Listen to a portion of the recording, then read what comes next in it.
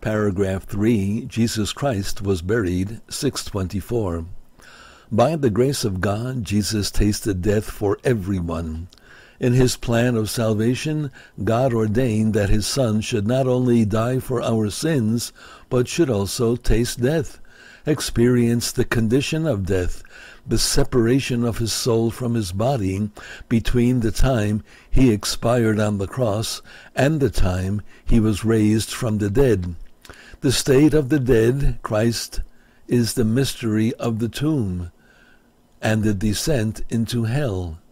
It is the mystery of Holy Saturday, when Christ, lying in the tomb, reveals God's great Sabbath rest after the fulfillment of man's salvation, which brings peace to the whole universe. Christ in the tomb in his body. 625.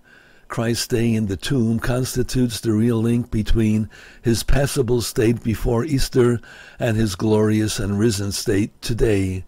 The same person of the living one can say, "I died, and behold, I am alive forevermore."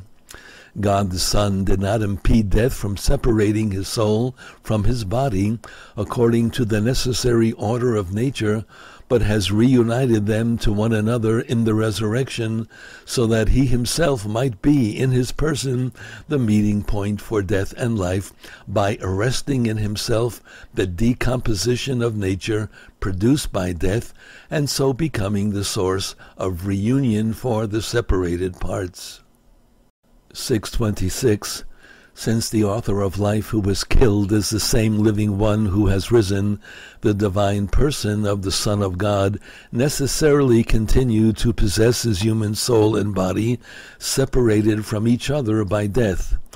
By the fact that at Christ's death his soul was separated from his flesh, his one person is not itself divided into two persons, for the human body and soul of Christ have existed in the same way from the beginning of his earthly existence in the divine person of the Word, and in death, although separated from each other, both remained with one and the same person of the Word.